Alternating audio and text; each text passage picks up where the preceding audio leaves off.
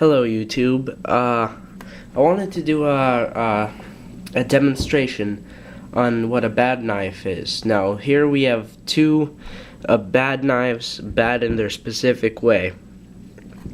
Right here we got a legal version of a stiletto. I bought it at Chinatown. Now this specifically has a problem with the liner lock. Now I'm going to demonstrate that problem. So let's take the camera.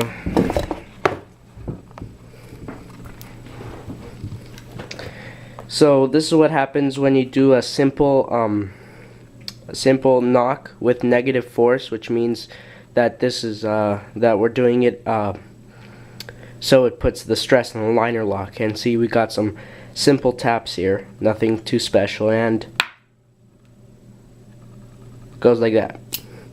That's called a failure of the liner lock. So just a tap, then it fails. And so that is one. Sorry, it's moving so much. Gotta get the base. So that's one of the bad knives. Now that's one type of failure. So another type of failure, let's move this away, is a failure of the stop pin.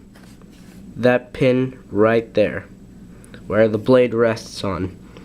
Now I can't really demonstrate this because I already repaired it. It's the liner lock works fine, but if you put some positive force on the blade going up, this stop pin got loose, and if I would continue to cut, this stop pin would fall out and the knife will fail and the blade will swoop all the way back, right there, just all the way back. So these are two major defects that you have to look for in knives that are even like this one is a Duck. It's a brand name. So and this one is not a brand name. So so you can't really find something to fix this. But when you get something with a brand name, generally you might be able to fix it, but some you just can't. I mean, I use liquid nails to stabilize this pin, the stop pin, so it's functional again. It got some the handle's very weak. You could just see that I'm just pushing the handle together and it's flexing. So I got both these knives, excuse me, I got both these knives for $10, and you want to stay away from these cheap deals because they'll usually end up in sorrow. If you're planning to buy a really cheap knife, make sure it's for the style. You're not going to get any heavy use from it.